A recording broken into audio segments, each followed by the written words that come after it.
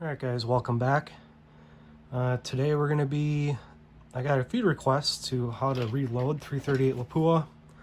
Today we're going to be reloading some 300 grain ATIPs. And for these bullets have, for my loading development, have produced the best accuracy. I have by far the best standard deviation in the single digits for either 4 or 6 for an SD. If I remember right, they're running around 2740, so 2740 feet a second.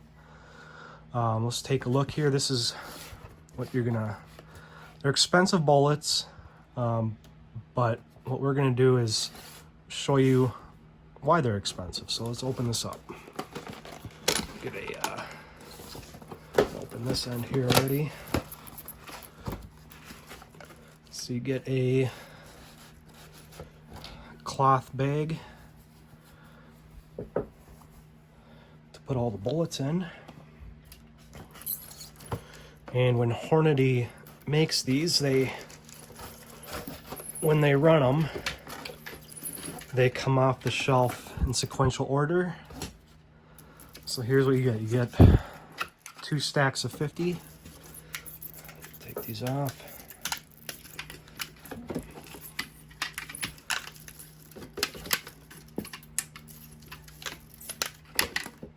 All right. And here's what's the deal with the ATIPs. I'll show you if I could get it to focus. A little difficult there. It has an aluminum tip. And if any of you guys are familiar with, this isn't a new thing, having aluminum tips. It's been done before. There's a company that isn't around anymore called Elco Bullets, and they produced bullets with aluminum tips, and that was to try to get the best BC out of a bullet that you could. The tip of the bullet, trying to get this to focus here. That doesn't really want to focus. That's all right. It's flat on top. It's not rounded, but it's all, you look at them, they're all very same. I guess the difference would be like if you're running a bow tail hollow point, you got that tip where the hollow point's not very uniform. But these are very uniform, and they come off in sequential order, and we're gonna weigh. I also have some ELD match 285 grain. We're just gonna compare the bullet weight here and get this running.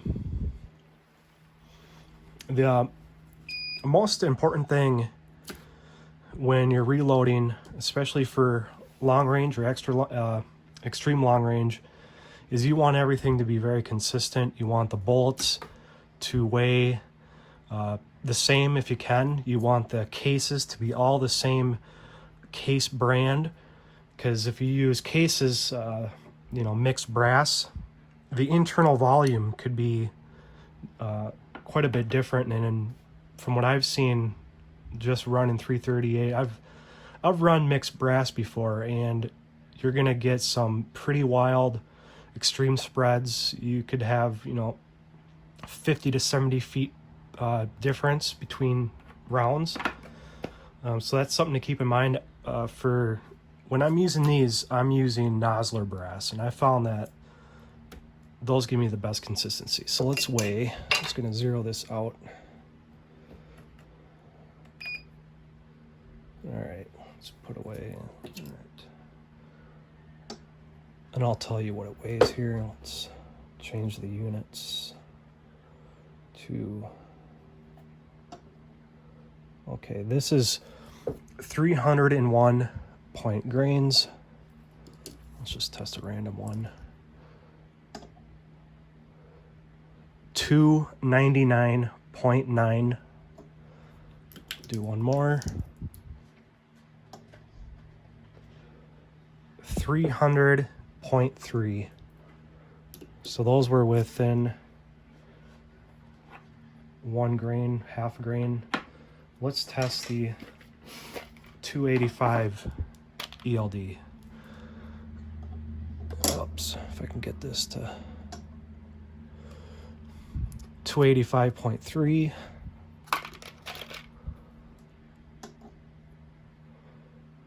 284, nope, 285.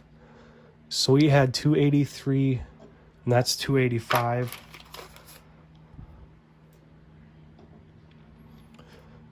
$285.8. So that's pretty significant. 285.1. Let's see. One more here. 285. Okay. So there's some big difference in with these, and these are match bullets. But so that's what you're getting with when you pay more money with these. They're more uniform. They weigh very close to each other. When you're doing extreme long range, that's extremely important. You want consistency is probably the most important thing. So I'm just gonna run down here. I'm gonna show you what I do to prep the brass, and then we're also using. We're going to be using H1000. That's what I use. This is what I've gotten the best accuracy out of. It's been the most consistent. The other big powder that people use for 338 Lapua is Retumbo. Retumbo, it's been a little wild for me. It's not very as consistent in temperature changes. But this is kind of like the H1000 is like the H4350 of you know, for 6.5s. This is what this is for 338 Lapuas. Both these powders are extremely hard to find. You'll be really lucky if you can find them in stock anywhere, and that's kind of the deal with these bullets. I got a store near me that doesn't sell online, so I'm very lucky they have some boxes in stock, but I just looked a couple days ago and these are out of stock everywhere. So grab it when you see it. So we're going to start with the case prep here. I got some Hornady one-shot lube, and we're just going to spray. We want to get around the whole thing, and then I actually prepped most of my brass already, but I left one. We want to get inside the case mouth a little bit, so I'm going to do this off the screen here.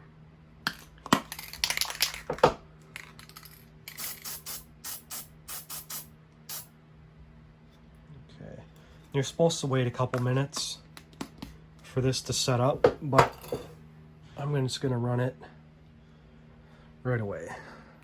Won't hurt anything. Put my this is a just a Lee press, and then if you're wondering what kind of shell holder this is a number, so I'm having a hard time focusing. It's a number 43. All right. It's having all sorts of problems here.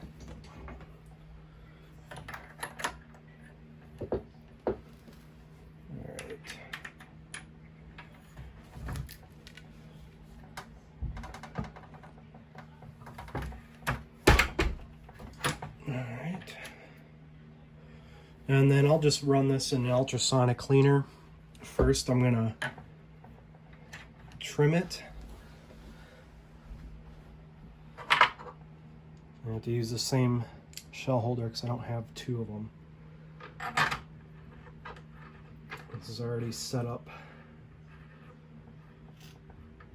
for the size that I need to trim. Rub that in there.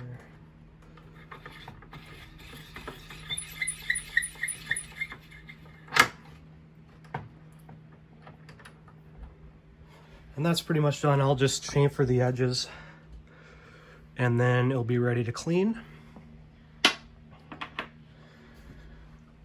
And then when they're done, this has already been prepped, cleaned, and dried. So like I said, we're going to be using the H1000, and I'll be back in just a second. Now we're getting into the meat and potatoes of this. You guys are more interested probably in my load data. So here I'm using some CCI large rifle Magnum primers, and they've been generally very good. And we're just gonna take these out.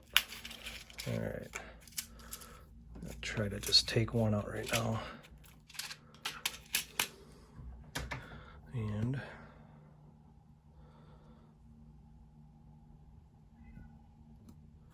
just kind of put this in here. Prime the case.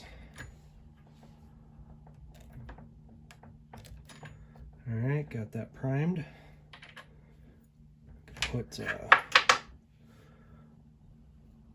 some powder in here now. And I just have a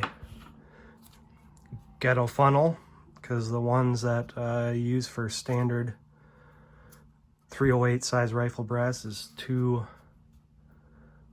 small, so I just use this. So I already got powder measured up, and if you're wondering, I use 92 grains of H1000.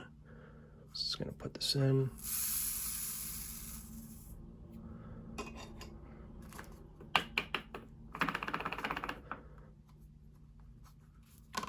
Okay, it's good.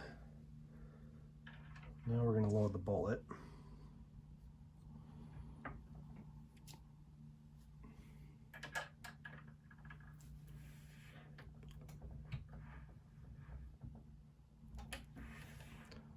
And I'll measure this out. If you're using an RPR like me, or any magazine fed rifle, I'm just going to tell you right now, these are not going to feed out of magazine. They're too long. You're going to have to hand feed them. And that's just kind of the way it is. If you're wanting to load for accuracy, you're going to be feeding these in one by one. All right. And the overall length on this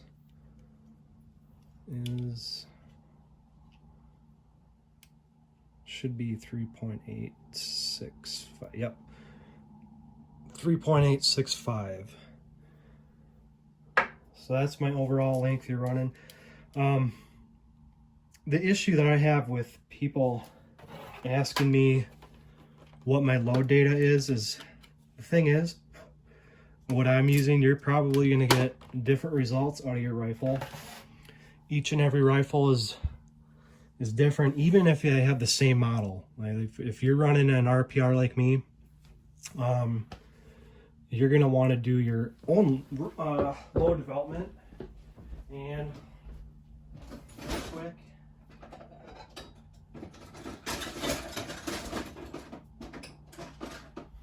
you're going to want to use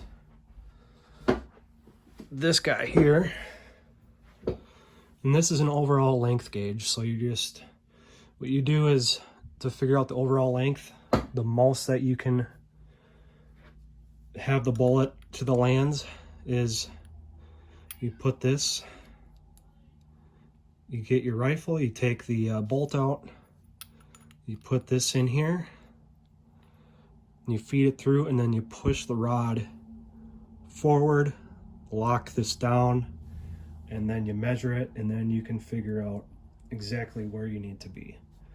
I don't remember how far off the lands this is. It's 30 or 40, I don't exactly remember, but I did some playing around with the overall length, and this is kind of where it's settled in pretty nice.